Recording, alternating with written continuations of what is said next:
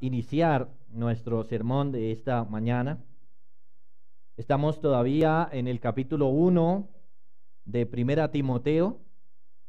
En este capítulo 1 hemos dicho que el primer tema que Pablo quiso poner en conocimiento de Timoteo para que éste trabajara al respecto tiene que ver con los falsos maestros y la doctrina errónea también.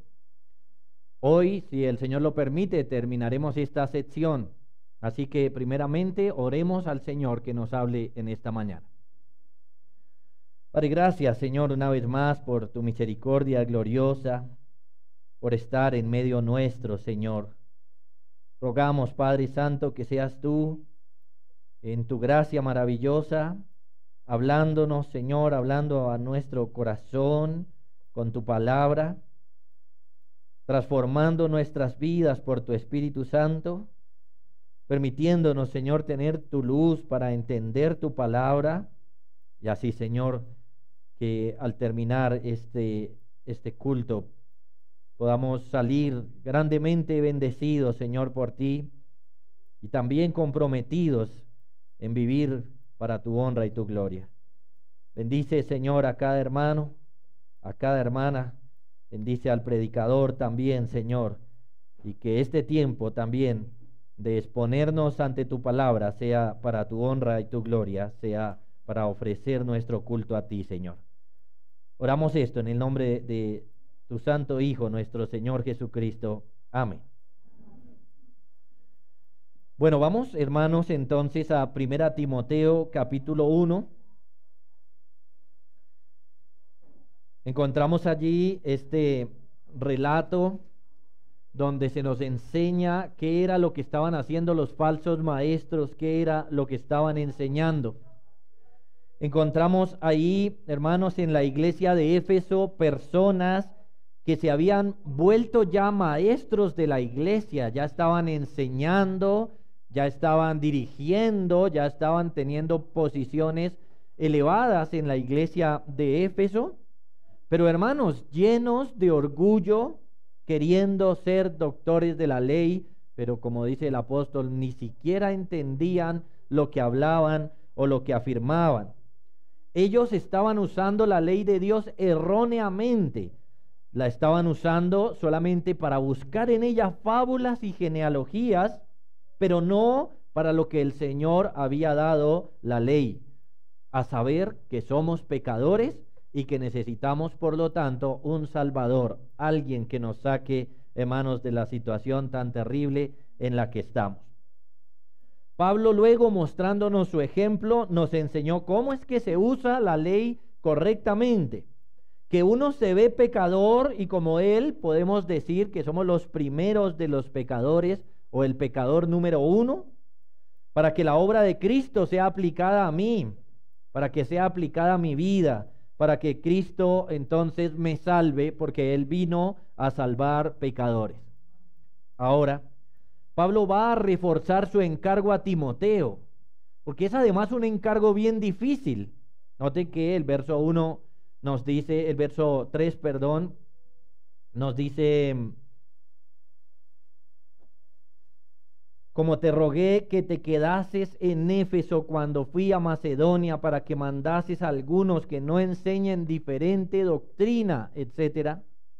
Pablo estuvo ahí con Timoteo y lo deja ahí.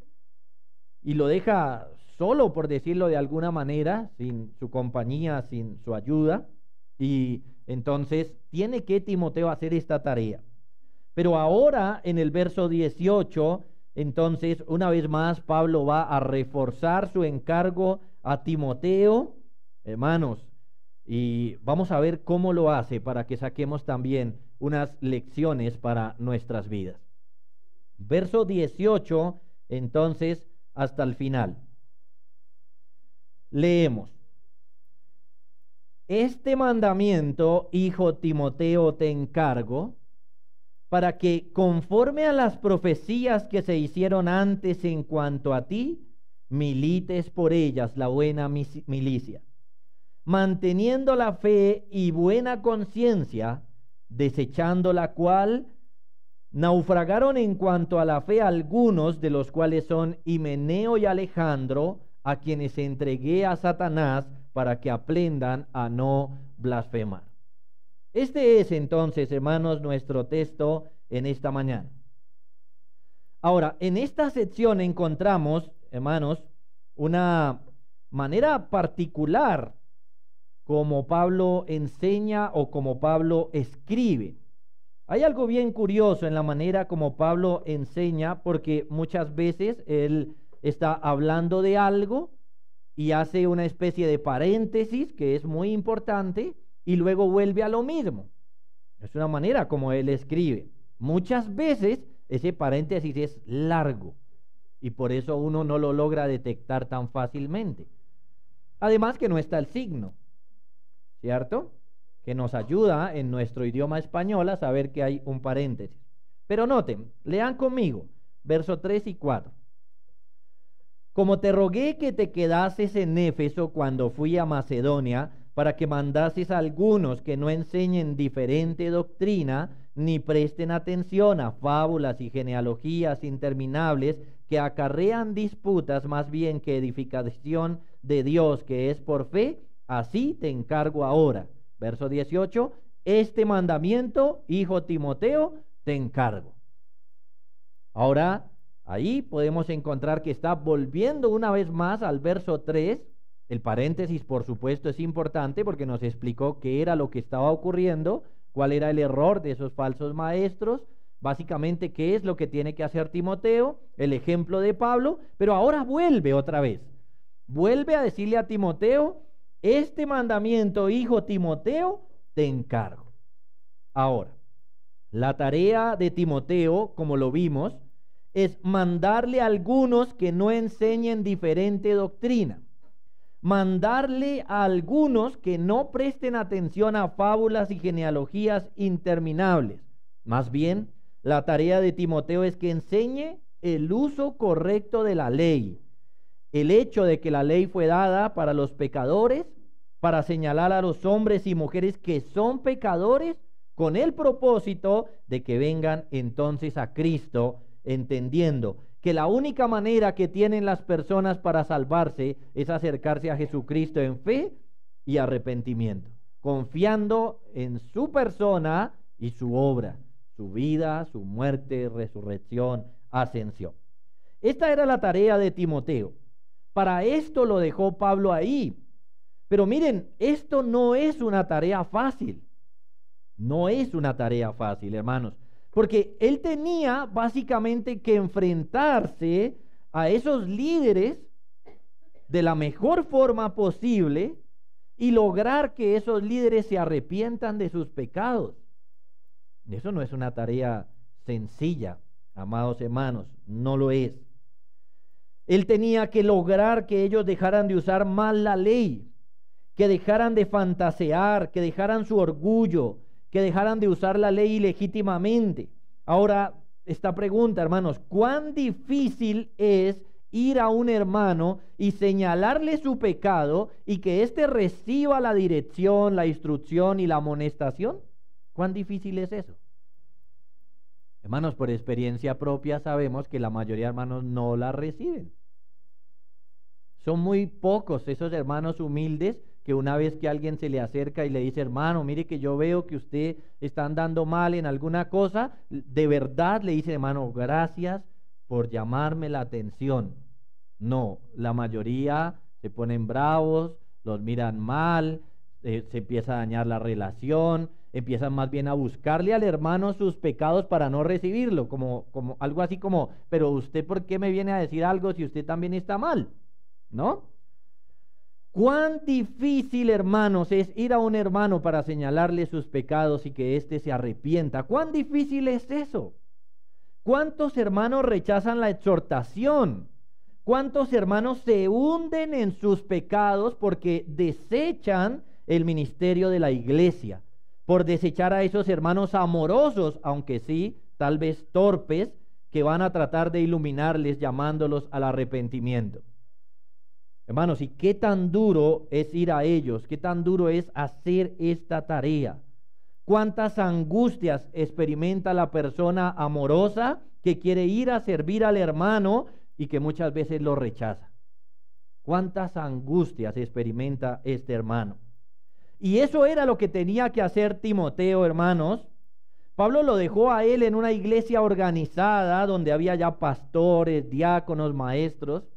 Y un agravante peor es que Timoteo tenía que ir a hacer esto con los maestros. Ni siquiera era con un hermanito de esos que vienen de vez en cuando. No, tenía que ir y hablar con los maestros, con los líderes y mandarles, miren, me hacen el favor y no vuelven a enseñar falsa doctrina. Y además no pongan atención a las fábulas y genealogías interminables. Esa era la tarea de Timoteo, hermanos. ¿Cómo la ven? ¿Fácil? Difícil. Una tarea dura, hermanos. Esta era una iglesia donde habían ya maestros, pero enseñando mal. Y él tenía que ir y mandarles que no enseñen diferente doctrina. Cuán difícil sería esta tarea. Pero eso era lo que tenía que hacer Timoteo, hermanos. Así que Pablo le da también unas palabras de ánimo y de estímulo para que haga la tarea, para que no se deje intimidar, para que haga lo que tiene que hacer en la iglesia de Éfeso. Así que veamos ahora esas palabras de ánimo. En el mismo verso 18 dice: primero, este mandamiento, hijo Timoteo, te encargo, y ahora, para que conforme a las profecías que se hicieron antes en cuanto a ti, milites por ella la buena milicia. Estas, amados hermanos, son palabras de ánimo y de estímulo para que Timoteo haga su tarea. Estas palabras, hermanos, no solo refuerzan el encargo, sino que lo van a animar, lo van a estimular. Porque miren, estamos viendo la iglesia del primer siglo. Este pasaje nos transporta allá, al primer siglo, a la manera como estaban ocurriendo las cosas. ¿Qué era lo que pasaba, hermanos, en aquel entonces? ¿Qué era lo que ocurría? Habían profetas en la iglesia, o digámoslo así, en las iglesias locales. Habían profetas que Dios usaba para llevar su palabra, para establecer su iglesia, como nos lo cuenta Efesios 2:20, donde nos dice: edificaos sobre el fundamento de apóstoles y profetas. Pero también, amados hermanos, estaban allí haciendo ciertas tareas que eran necesarias por el hecho de que la palabra de Dios no estaba completa, la revelación no estaba completa. Entonces, ellos estaban siendo usados por Dios para traer revelación, para llevar su palabra, para extender su reino, para seguir estableciéndolo. Encontramos a estos profetas entonces en la ordenación de los líderes del Nuevo Testamento. Por ejemplo, en la ordenación de Pablo y Bernabé, en Hechos capítulo 13, verso 1 al 3.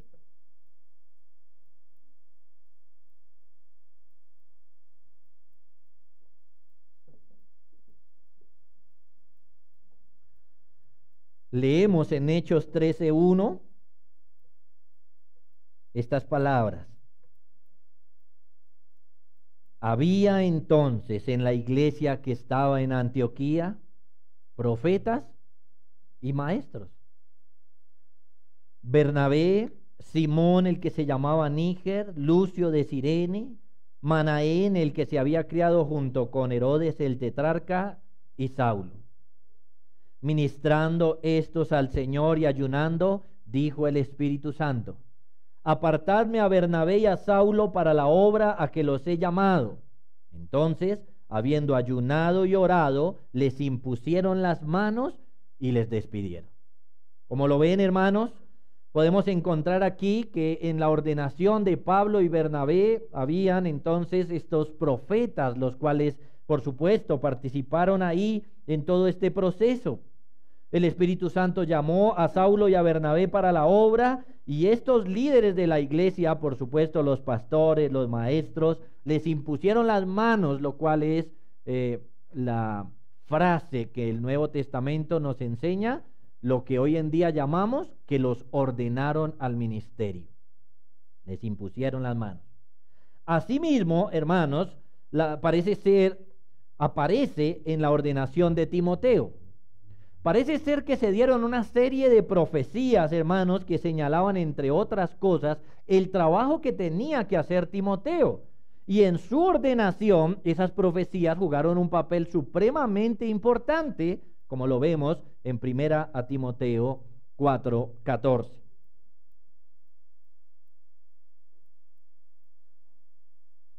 Primera a Timoteo 4:14.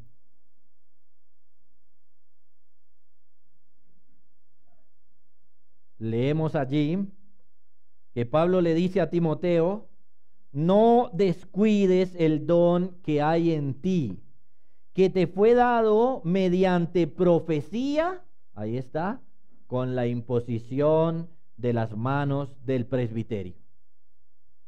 El don de Timoteo, hermanos, el don que Dios le dio es, como para todo cristiano, la capacidad de trabajar en el reino de Dios. Y Pablo le dice: no descuides ese don. Pero luego le recuerda cómo se le dio ese don, en qué contexto Dios se lo dio. Y nos dice que le fue dado mediante profecía. Es decir, hermanos, que hubo una serie de profecías donde se le decía a Timoteo sus tareas, su don, lo que él tenía que hacer. Se le dio mediante profecía. Y quedó sellado también con la imposición de las manos del presbiterio. Aquí presbiterio, hermanos, es la palabra anciano, presbítero en las escrituras, anciano, es decir, pastores. Pastores le impusieron las manos o lo ordenaron para el servicio. Presbiterio, como dice Henry Tolopilo, hermanos, no significa que eran presbiterianos, no, sino que el grupo de ancianos de la iglesia local le impuso las manos ordenándolo al ministerio. Presbiterio, entonces, se le dice a la institución pastoral, al cuerpo de ancianos de la iglesia, al ancianato bíblico, al ministerio pastoral de la iglesia. El nombre que encontramos en este pasaje es presbiterio. El grupo de pastores se le llama el presbiterio. Así que, hermanos, cuando Timoteo fue ordenado al ministerio, Dios usó profetas que señalaron los dones que él tenía, las capacidades que Dios le estaba dando y por lo tanto las tareas que tenía que cumplir, y para eso le impusieron las manos ordenándolo al ministerio. Así que Pablo ahora entonces le dice: para que conforme a las profecías que se hicieron antes en cuanto a ti, milites por ellas la buena milicia. Es decir, hemos vuelto a nuestro pasaje. Como dice un comentarista, estas profecías señalaban a Timoteo para un servicio especial en el reino de Dios. Resumían sus deberes, predecían sus sufrimientos y lo confortaban con la promesa de la ayuda divina en sus tribulaciones. Hermanos, la tarea de Timoteo era una tarea dura. Tanto así que Pablo le dice, hablando de las profecías, para que por ellas milites la buena milicia. O en otras palabras, para que pelees la noble batalla. Noten lo que le está diciendo. Pablo no le está diciendo como si Timoteo estuviera en un día de camping, sino que le dice: usted tiene que pelear una batalla. Su tarea es pelear una batalla, pelear, amados hermanos. Claro que aquí el pasaje le llama la noble batalla. Timoteo se encontraba en una guerra, en una noble guerra, una en la que todo hombre debería estar presto a participar. El encargo de Timoteo era ir a una guerra completamente, amados hermanos, y es guerrear, pelear contra los poderes demoníacos, por supuesto, que son los que están influyendo a los falsos maestros. Pero pensar en esas profecías, hermanos, traerle a la memoria a Timoteo esas profecías, le animaría en esos momentos de dificultad. En esos momentos de oscuridad le darían ánimo. Le darían ánimo en cuanto a la victoria. Le asegurarían que no está peleando en vano. Le asegurarían y le recordarían que está haciendo algo correcto y noble, a lo cual Dios lo llamó, que tiene que ver precisamente con darle la gloria a Dios, con que la gente no blasfeme el nombre de Dios, con cuidar el rebaño de la iglesia de Éfeso y aún con tratar de salvar a esos falsos maestros. Tratar de salvar a los mismos que estaban dañando la iglesia. Esa es la pelea, la lucha de Timoteo. Hermanos, Timoteo, como un oficial principal en el reino de Dios, debía hacer esta tarea y debía ser entonces, hermanos, fuerte, porque sería confrontado, sería tentado, sería puesto en duda muchas veces si lo que él estaba haciendo era correcto o no. Miren, hermanos, ¿cuántas veces cuando uno le está llamando a algún hermano al arrepentimiento, más bien lo acusan a uno? Se voltean las cosas. Por supuesto, no tienen argumentos, sino que quieren tratar de distraer el tema. Es una tarea difícil. Llega uno como pastor a edificar a un hermano y el hermano resulta acusándolo a uno. Ponen en duda si uno predica bien, ponen en duda si uno es buen pastor o no. Claro que eso nunca lo hacen si uno no los va a llamar al arrepentimiento. Eso nunca lo hacen. Es decir, los pastores siempre son buenos pastores, predican bien, etcétera, hablan bien y todo eso, siempre y cuando no los llamen al arrepentimiento. Pero cuando va a llamar al arrepentimiento a alguien, entonces ya uno ya no es tan buen predicador, ya uno no es tan sabio, ya uno no sabe decir las cosas, ya uno no tiene amor. Entonces, ¿qué iba a ocurrir con Timoteo? Que iba a ser confrontado, hermanos, iba a ser tentado, sería puesto en duda muchas veces si lo que él estaba haciendo era correcto o no. ¿Por qué? Porque las personas normalmente tratan de desviar el tema de sus maldades y debilidades, acusando muchas veces y sin justa razón a sus líderes o a cualquier hermano que vaya a exhortarle.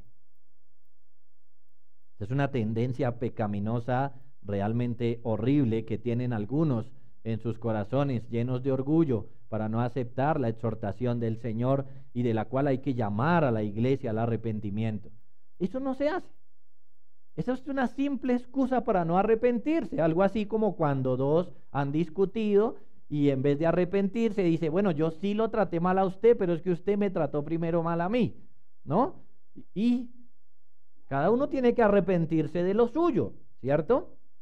Pero hermanos, estas personas muchas veces no solo hacen esto con sus líderes, sino con los hermanos que los exhortan. Ellos les sacan sus pecados a flote o sus errores, y si no tienen o no se los han visto, se los inventan. Y al final, el propósito de ellos es no recibir la exhortación, no recibir el llamado de atención, no arrepentirse, seguir tapando sus pecados. Es decir, aman tanto ese pecado que son capaces de hacer lo que sea porque ese pecado no se ha tocado.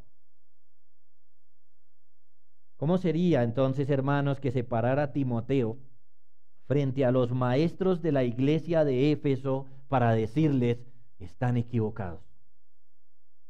¿Cómo sería, hermanos, pararse frente a estos líderes y decirles, hermanos, ustedes están equivocados, arrepiéntanse porque están usando mal la ley de Dios? Hermanos, seguramente estos maestros, en vez de recibir sus palabras, le dirían, no, Timoteo, el equivocado es usted. Nosotros estamos bien. Porque exactamente eso es lo que siempre hacen los hermanos con aquel que lo exhorta. Exactamente. Seguramente le dirían a usted, ¿quién lo nombró? Nosotros somos maestros de la iglesia local de Éfeso. ¿A usted quién lo nombró? Pero Pablo, amados hermanos, les recuerda que Dios mismo lo nombró por medio de profecías que se hicieron cuando lo ordenaron al ministerio. De tal manera que esas profecías, el recuerdo de esas profecías, le daría, amados hermanos, a Timoteo firmeza, ánimo, estímulo para seguir haciendo esta tarea que, vuelvo y repito, no era para nada fácil. ¿Qué podría darle firmeza a Timoteo entonces en tiempos de oscuridad? Cuando los maestros están diciéndole, no, usted es el equivocado, cuando no reciben, cuando están ahí tratando de defender sus pecados, hermanos, saber que está donde está, porque Dios lo puso ahí y lo selló con profecías. Esa sería, hermanos, el ánimo, el estímulo para Timoteo. Saber que está peleando la buena batalla, no equivocadamente, sino que Dios lo llamó y lo selló con esas profecías que se hicieron antes. Eso le reforzaría, hermanos, su deber para cumplir su mandato, le daría ánimo y estímulo para no parar en semejante tarea que tenía por delante. Por eso el apóstol dice en el verso 18: este mandamiento, hijo Timoteo, te encargo, para que conforme a las profecías que se hicieron antes en cuanto a ti, milites por ellas la buena milicia. Aquí tenemos, hermanos, la bendición de un ministerio que se hace en el orden divino. Como tercero, hermanos, veamos la forma de cumplir su encargo. Pablo le da su encargo, le refuerza el encargo, le da unas palabras de ánimo y estímulo y ahora le dice cómo, cuál es la manera, cuál es la forma de cumplir su encargo. Verso 19 en la primera parte dice: manteniendo la fe y la buena conciencia. Manteniendo la fe y la buena conciencia. En el verso 5, Pablo afirmó el propósito del mandamiento que le daba a Timoteo cuando le dijo: pues el propósito de este mandamiento es el amor nacido de corazón limpio y de buena conciencia y de fe no fingida. Tres cosas importantes: un corazón limpio, una buena conciencia y una fe no fingida. Estos falsos maestros, hermanos, no tenían un corazón limpio porque su obrar obedecía más bien a resaltar su orgullo. Es decir, ellos no tenían un corazón limpio, no trabajaban para la gloria de Dios y el bien de los hermanos, sino que ellos trabajaban era para ser notados, para ser vistos, ¿sí? Porque ellos querían mostrarse como maestros o doctores de la ley. No tenían una buena conciencia, hermanos, porque una buena conciencia es aquella que es dirigida correctamente por la palabra de Dios, que por supuesto ellos estaban usando mal. Y algunos, si no todos, tenían una fe fingida. Ahora, dos de esas mismas palabras se las aplica a Timoteo. Dice que tiene que pelear esta batalla manteniendo la fe y la buena conciencia. Esas dos le aplica, fe y una conciencia buena. Fe, amados hermanos, como en otros pasajes, se refiere a lo que creemos, al contenido de lo que creemos, a las escrituras. Entonces, mantener la fe es mantener la verdad, mantener la enseñanza correcta, ser fieles a la palabra de Dios, pero más aún es no dejar de creer en la verdad. Es decir, que fe tiene dos partes. Una parte, llamémosla como interna y externa. Lo externo es creer o defender la palabra de Dios y lo interno es creer y confiar en esa palabra de Dios. Debía entonces Timoteo ser fiel a la palabra de Dios sin dejar de creer en ella. Y una buena conciencia, hermanos, es aquella que nos sirve de timón. Muchos han dicho que, por ejemplo, Dios nos ha dado dos faros, por decirlo de alguna manera. Externamente tenemos la Biblia para saber si estamos actuando bien o no.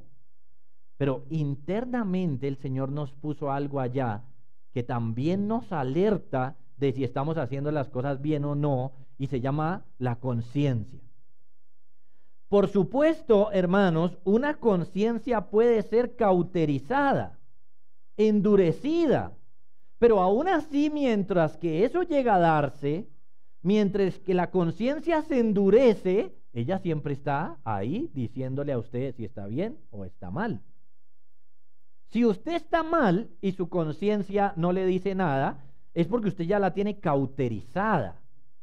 La dureza de su corazón es tal que la conciencia, usted no siente, no experimenta los estímulos de su conciencia diciéndole que está haciendo las cosas mal. Pero en un orden normal o natural, y principalmente, digámoslo así, en un hombre de Dios o una mujer de Dios, la conciencia está ahí, hermanos, trabajando fuertemente, fuertemente. Así que una conciencia buena, hermanos, es un timón. Es un timón que sirve, hermanos, para mostrarnos si vamos por el camino correcto o no. Una conciencia buena es aquella que es guiada por la palabra de Dios, aquella en la que hacemos las cosas según la palabra de Dios, en la que estamos conscientes de que hacemos las cosas como Dios quiere. Esa es una buena conciencia.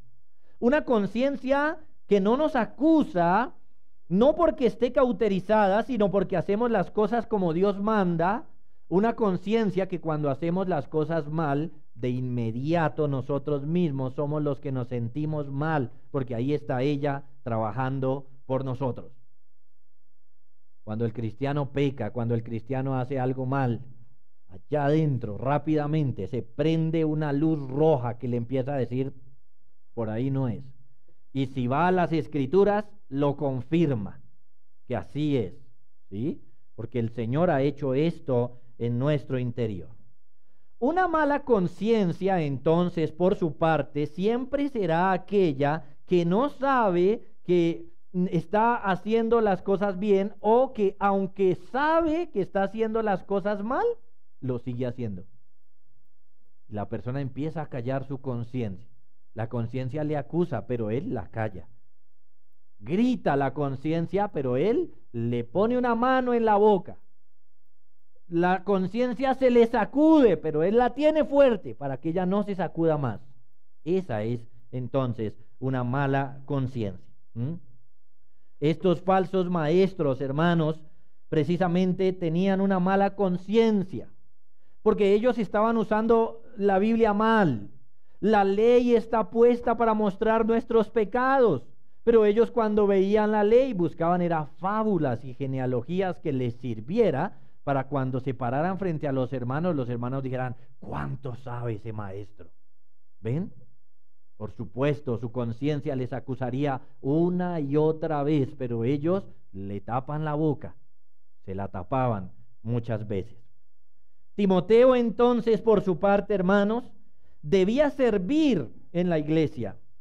Y Timoteo debía pelear esta buena batalla de esta manera, de esta forma, manteniendo la fe y teniendo, hermanos, una buena conciencia delante de Dios.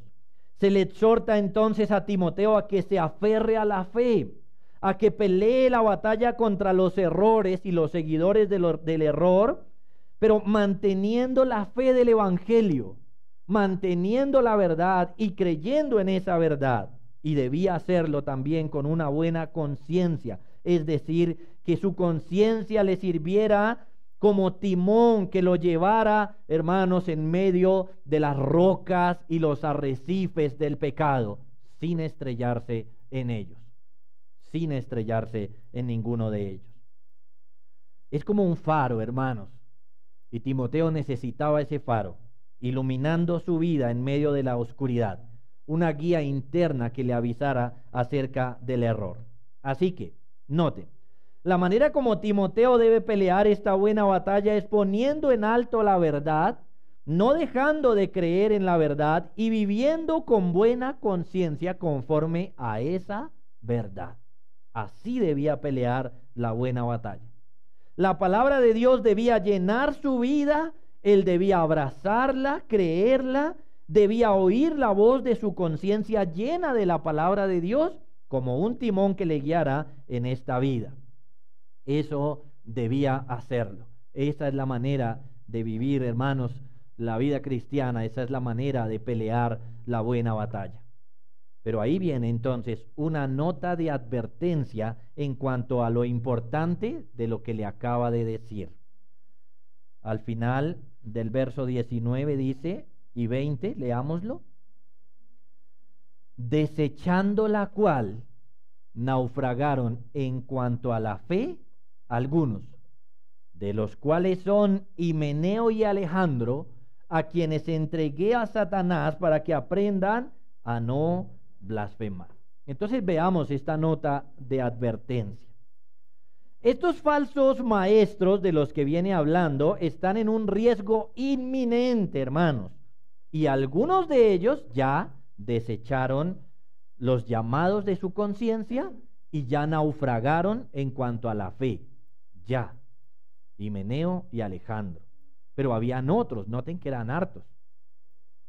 Porque si leemos en los primeros versos, en el verso 3 dice, como te rogué que te quedases en Éfeso cuando fui a Macedonia para que mandases a algunos, no sabemos cuántos, pero la palabra está en plural. Y luego en el verso 20 nos dice que Pablo ya entregó a Satanás a Himeneo y Alejandro, o sea que eran más de 2.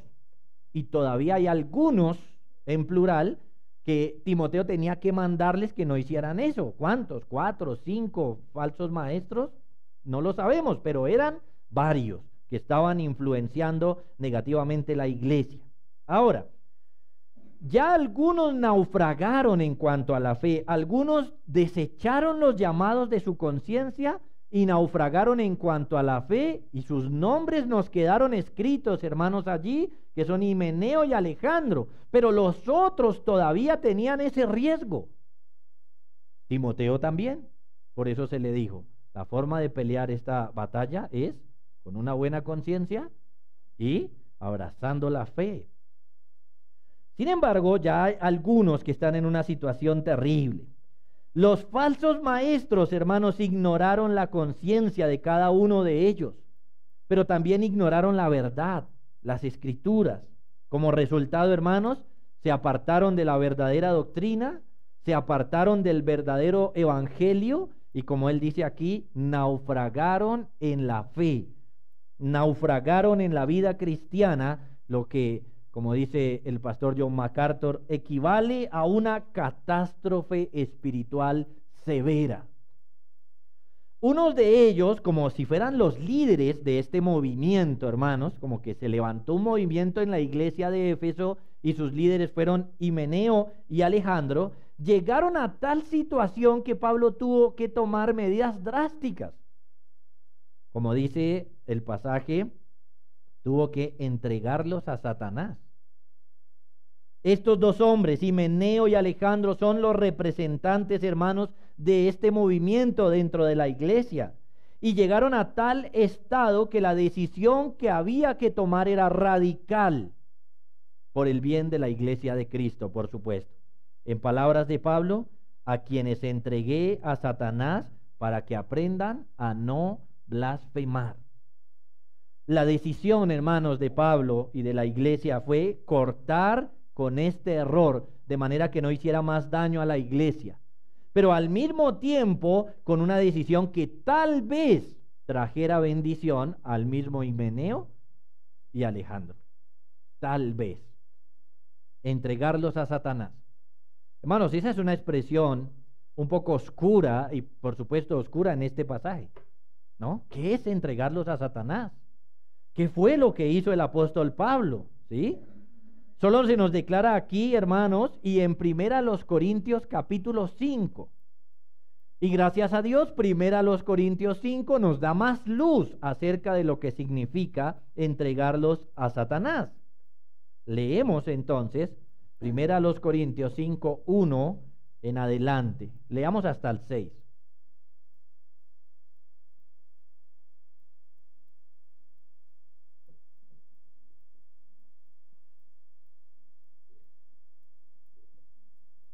Nos dice allí en Corintios: de cierto se oye que hay entre vosotros fornicación, y tal fornicación cual ni aún se nombra entre los gentiles, tanto que alguno tiene la mujer de su padre. Y le dice Pablo a la iglesia: vosotros estáis envanecidos. ¿No debierais más bien haberos lamentado para que fuese quitado de en medio de vosotros el que cometió tal acción? Ciertamente yo, como ausente en cuerpo, pero presente en espíritu, ya como presente he juzgado al que tal cosa ha hecho. En el nombre de nuestro Señor Jesucristo, reunidos vosotros y mi espíritu con el poder de nuestro Señor Jesucristo, y el tal sea entregado a Satanás para la destrucción de la carne, a fin de que el espíritu sea salvo en el día del Señor. ¿No es buena vuestra jactancia? ¿No sabéis que un poco de levadura leuda toda la masa? Hermanos, en esta iglesia había una persona en fornicación diciendo que era creyente. Ese es el tema particular, porque Pablo enfrenta una discusión. Podemos juntarnos con personas que cometen fornicación o cualquier otro pecado, y él dice sí, pero el problema está con que no es cualquier fornicario, sino que es un fornicario que al mismo tiempo dice que es creyente. Entonces ahí ya el juntarse con él no era igual, sino que todo lo contrario. Nos dice: el tal sea entregado a Satanás. Ahora bien, esta persona era miembro de la iglesia de Corinto y al mismo tiempo estaba en fornicación. Así que Pablo le dice exactamente lo que tenían que hacer. Es decir, este pasaje nos arroja mucha luz, a diferencia de 1 Timoteo. ¿Qué nos dice? Miren, por ejemplo, primero, debían reunirse como iglesia. Es decir, debían reunirse los miembros de la iglesia de Corinto. Debían hacerlo en el nombre del Señor Jesús y con el poder del Señor Jesús para entregarlo a Satanás. Hasta allí nos queda claro, hermanos, que tiene que ver con algo que la iglesia hace. Entregar a Satanás es algo que la iglesia hace, que debe hacerse en el nombre del Señor, y según el verso 6, que no se debe dejar de hacer porque contaminaría a toda la iglesia como la levadura. Es decir, un hermano, una persona miembro de la iglesia que quiera darle rienda suelta a sus pecados, debe ser sacado de la membresía de la iglesia porque va a contaminar el resto de la iglesia con su levadura. Bueno, pero todavía seguimos con la pregunta, ¿cierto? ¿Qué es entregarlo a Satanás? Porque ya sabemos que tiene que hacerlo la iglesia, que no hay que dejarlo de hacer, que tiene que ser con el poder de Dios. ¿Pero qué es? Bueno, el verso 2 y el verso 11 nos lo dicen. Verso 2. ¿No debierais más bien haberos lamentado, escuchen, para que fuese quitado de en medio de vosotros el que cometió tal acción? Verso 11. Más bien os escribí que no os juntéis con ninguno que, llamándose hermano, fuere fornicario o avaro o idólatra o maldiciente o borracho o ladrón, con el tal ni aún comáis. ¿Qué es entonces entregar a Satanás a alguien? Hermanos, es que sea quitado de la iglesia. Que sea quitado de la iglesia. Eso es. Que la iglesia no se junte con ninguno que, llamándose hermano, esté violando la palabra de Dios, la ley de Dios. Es expulsarlo de la membresía de la iglesia. Ojo, en muchos casos ni siquiera es expulsarlo de estas paredes. Es expulsarlo de la membresía de la iglesia. Noten, amados hermanos, que este es un tema muy importante. Aquí hay personas que están en la membresía y otros no.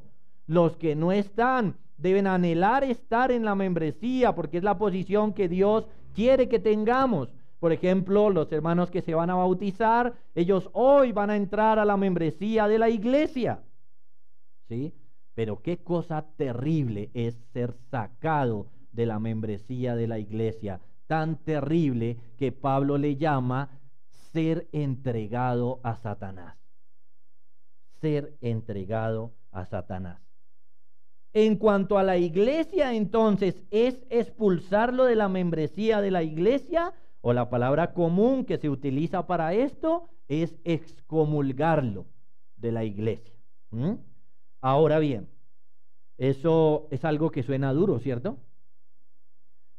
Pero lamentablemente, hermanos, es el único medio por el cual una persona pudiera llegar al arrepentimiento en el estado de dureza en que está. Note que el pasaje nos dice, verso 5, el tal sea entregado a Satanás para la destrucción de la carne, a fin de que el espíritu sea salvo en el día del Señor. Es el único método que queda, ¿no? Se le ha hablado al hermano, se le ha dicho, se le dice de una manera, se le dice de otra, varios hermanos lo llaman, varios hermanos le dicen, pero nada, la dureza de su corazón es tal que él no quiere arrepentirse, no quiere soltar su pecado, no quiere dejar de pecar. Entonces debe ser entregado a Satanás para la destrucción de su carne.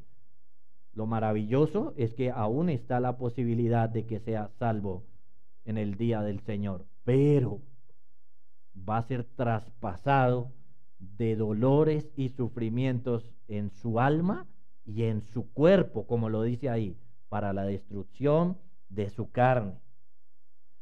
Suena duro, y es duro, porque la persona excomulgada, hermanos, queda a expensas de Satanás para que éste destruya su cuerpo. Entonces no es de extrañarse que una de las cosas que normalmente le ocurren al impenitente son enfermedades. Enfermedades y enfermedades. Enfermedades y enfermedades. Su cuerpo empieza a sufrir su impenitencia. Pero aunque suene y sea duro, hermanos, es al mismo tiempo el último recurso que le queda a esa persona o a la iglesia para llevar a esa persona a la salvación. Es tal la dureza de su corazón que tiene que tal vez ablandársele su carne a través de muchos dolores para que ablande su alma, para que ablande su corazón. Ahora, Pablo expulsó a dos.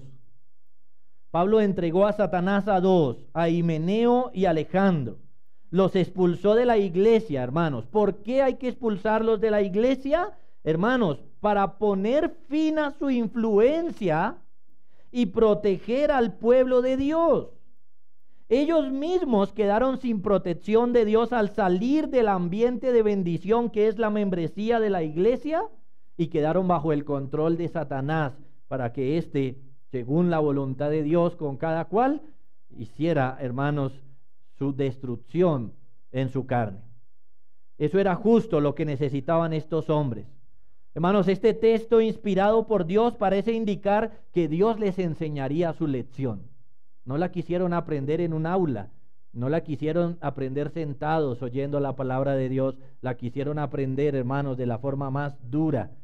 Parece ser que Dios les mostraría su gracia como lo hizo con Pablo, porque Pablo también fue un blasfemo en su tiempo. Pero lo cierto, hermanos, como dice John MacArthur, es que la obra evangelizadora, la obra de la iglesia, no puede continuar a expensas de la pureza de la iglesia.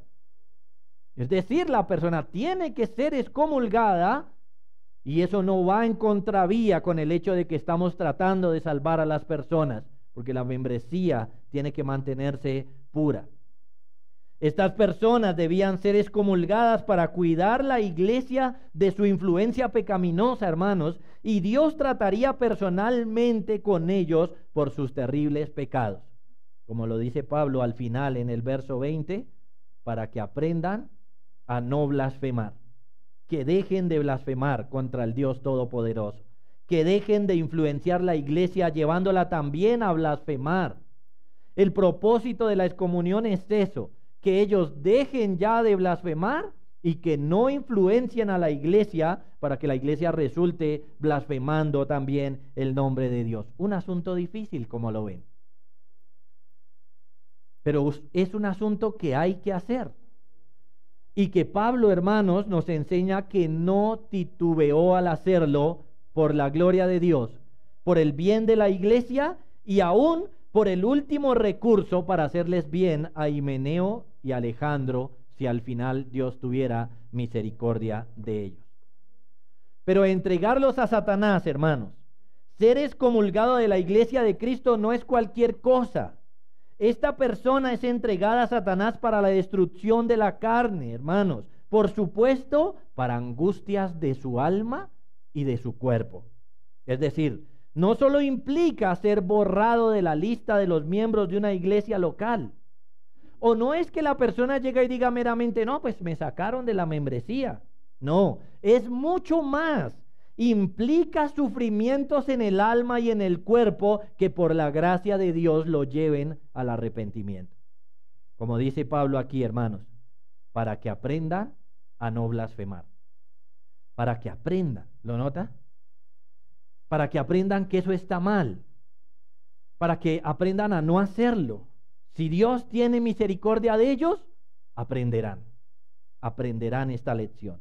Así que Pablo, antes de dejar solo allí a Timoteo, expulsó a estos dos, los entregó a Satanás porque desecharon la buena conciencia y naufragaron en cuanto a la fe por su orgullo y por su arrogancia, hermanos. Y Timoteo todavía tenía que enfrentarse con algunos más que estaban ahí en medio de la iglesia. Esa era su tarea, esa era su misión. Así que, hermanos, permítame concluir resaltando la importancia de tres cosas, porque podemos decir mucho, pero quiero que tengan esto en mente. Primero, la importancia de la gloria de Dios.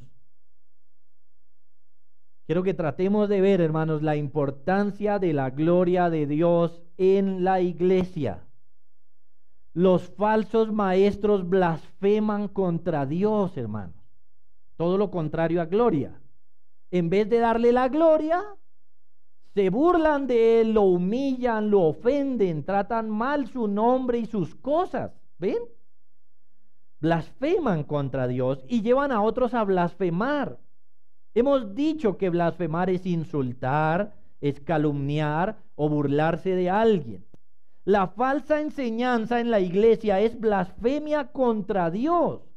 Habla mal de Dios, de su ley, de su palabra, de las cosas de Dios. La falsa enseñanza ofende a Dios, ofende su nombre y sus cosas. Pablo le encargó a Timoteo que le mandara a algunos que no lo hagan, que no enseñen diferentes doctrinas. Otros que eran como los líderes de este movimiento, como los vimos, los excomulgó precisamente, amados hermanos, porque la gloria de Dios no es un asunto liviano ni tibio. Por eso Pablo fue firme y rápido en excomulgarlos. Y por eso, hermanos, por eso que hemos visto esta mañana, no debe ser admitida en la iglesia de Jesucristo la falsa enseñanza. No debe ser tolerada en la iglesia porque son blasfemias contra el Dios Santo. Así que, hermanos, cada uno de nosotros debemos velar por la sana doctrina en la iglesia, principalmente los líderes. Este mandato se le está dando a Timoteo, por lo tanto, principalmente los líderes tenemos la misión de velar por la sana doctrina en la iglesia de Jesucristo, pero juntos, amados hermanos, cada uno en su posición, debemos velar porque el nombre de Dios no sea blasfemado, sino glorificado. Esa es nuestra misión, hermanos. Los pastores desde su posición oficial, los hermanos desde su posición no oficial, cada uno debemos velar, hermanos, porque Dios sea glorificado. Que sea puesto en alto, que las personas por medio de la enseñanza puedan ver la gloria de Dios y que la gloria de Dios no sea minimizada. Hermanos, esa es nuestra tarea, ese es nuestro encargo, esta es nuestra comisión. Que se use la palabra de Dios correctamente y así la gloria de Dios se deje ver en sus hijos y en los que nos visitan. Segundo, la importancia de las personas que hoy están perdidas. Hermanos amados, la falsa enseñanza blasfema el nombre de Dios y aleja a las personas de la oportunidad de salvación. Escuchen eso. La falsa enseñanza aleja a las personas de la oportunidad de salvación. La falsa enseñanza es blasfemia contra Dios, pero lleva a las personas también a blasfemar contra Dios y no les permite ver el mensaje del Evangelio. Si pensáramos en nuestros días, hermanos, cuántas sectas, cuántas herejías, y si usted piensa en el daño que están haciendo esas sectas y esas herejías en cuanto a la gente, es alejarlos de la salvación, es hundirlos más en sus pecados, es decirles que están bien, que no pasa nada, cuando realmente se están muriendo y su camino o su destino final será el infierno. Hermanos, como lo vimos, el uso incorrecto de la ley aleja a las personas de Cristo. El uso incorrecto de la ley, las fábulas y las genealogías, las cosas sin sentido, sin valor, alejan a las personas de la única posibilidad que tienen de salvarse, que es Jesucristo. Todo lo contrario, hermanos, el uso correcto de la ley lleva a las personas a ver su necesidad de un Salvador. Entonces, hermanos, como iglesia, no permitamos que las personas pierdan esta bendición. ¿Cómo? Pues no permitamos, hermanos, que se predique falsamente. No podemos permitirlo. ¿Ven? Hermanos, debemos más bien esforzarnos porque sigamos predicando el correcto evangelio que se deriva de la ley, a saber, como dice el verso 15, palabra fiel y digna de ser recibida por todos, que Cristo Jesús vino al mundo para salvar a los pecadores, de los cuales yo soy el primero. Hermanos, que Cristo vino a salvar pecadores. Y si las personas se ven pecadoras, que crean en Él, que se arrepientan de sus pecados y reciban de Él la gloria eterna. Y tercero y último, hermanos, la importancia del trabajo de los líderes. Esta es una carta pastoral, se ha llamado, como si fuera una carta dirigida a los pastores primeramente. No pocas veces, hermanos, los líderes son vistos erróneamente. Algunos ven en sus líderes como personas de las cuales cuidarse, que no son de fiar, y otros les entregan hasta el alma entera en detrimento de sus mismas vidas. Pablo hace una discusión de eso en los primeros capítulos de Primera a los Corintios. Alguna vez lo vimos. Como unos desprecian a sus líderes y otros los exalzan demasiado. No hay un balance ahí. Pero hoy hemos podido ver, hermanos amados, de una forma más cercana el trabajo de sus líderes en cuanto a la responsabilidad que tenía Timoteo de trabajar en el reino de Dios. Hermanos, estos están peleando la buena batalla de la fe, una batalla dura, una batalla que no es fácil, una batalla que no se puede pelear de cualquier forma, sino con limpia conciencia y manteniendo la fe. Una batalla por la gloria de Dios y el bien de los hombres, aunque estos mismos muchas veces sean sus propios enemigos. Hermanos, deben los líderes de la iglesia ir a Dios a buscar fortaleza en Él e ir a los hombres para poner el dedo en la llaga para curarlos de sus terribles enfermedades llamadas pecado. Hermanos, eso no es una tarea fácil, es una lucha, es una batalla, es una guerra, aunque noble.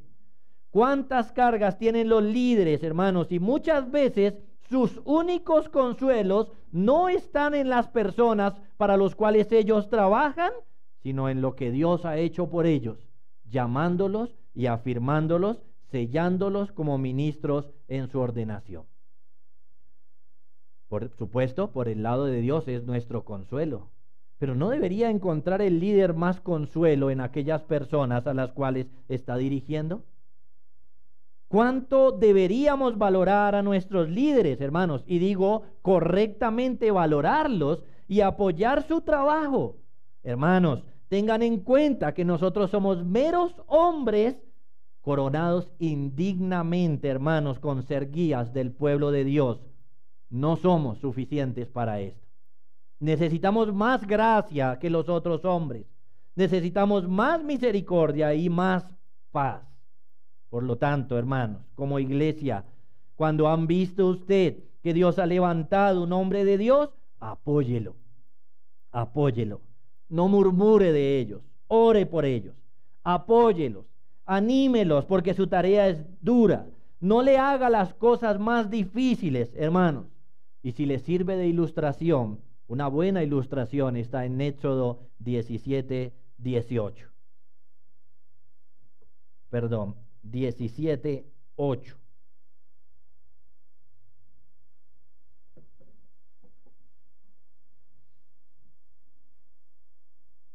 Entonces vino Amalec y peleó contra Israel en Refidín. Y dijo Moisés a Josué: escógenos varones y sal a pelear contra Amalec. Mañana yo estaré sobre la cumbre del collado y la vara de Dios en mi mano. E hizo Josué como le dijo Moisés, peleando contra Amalec. Y Moisés y Aarón y Hur subieron a la cumbre del collado. Y sucedía que cuando alzaba Moisés su mano, Israel prevalecía. Pero cuando él bajaba su mano, prevalecía Amalec. Y las manos de Moisés se cansaban, por lo que tomaron una piedra y la pusieron debajo de él, y se sentó sobre ella. Y Aarón y Hur sostenían sus manos, el uno de un lado y el otro de otro. Así hubo en sus manos firmeza hasta que se puso el sol. Y Josué deshizo a Amalec y a su pueblo a filo de espada. Hermanos, sostenga las manos de sus líderes mientras estos pelean la buena batalla. Conviértase en un Aarón, conviértase en un Hur. Oremos. Padre, gracias te damos, Señor, por tu maravillosa palabra en esta mañana. Gracias, Padre, por mostrarnos y por permitirnos analizar un poco más de cerca este encargo que le diste a Timoteo en su momento y, por supuesto, a nosotros hoy. Señor, rogamos tu misericordia, rogamos tu gracia, tu compasión para poder cumplir, Señor, esta tarea tan grande de cuidar tu iglesia, Señor, de no dejar que falsos maestros enseñen sus fábulas y genealogías, de hacer que tu nombre sea glorificado y visto correctamente, de llevar el evangelio a muchos para que sean salvos. Padre, necesitamos tu gracia maravillosa. Bendice a esta tu iglesia, Señor, para que podamos sostener, Señor, la sana enseñanza, para que podamos detectar si en algún momento se mete en nuestra iglesia la mala enseñanza, Señor, y para que seamos firmes, para que tomemos decisiones serias al respecto, Señor, cuando haya que hacerlo, por tu gloria, por el bien de todo hombre, Señor, por el establecimiento de tu iglesia y de una iglesia sana en este tiempo, Señor. Ayúdanos, Padre, lo rogamos. En el nombre de tu Santo Hijo Jesucristo. Amén. Mediten un momento en esto, amados hermanos.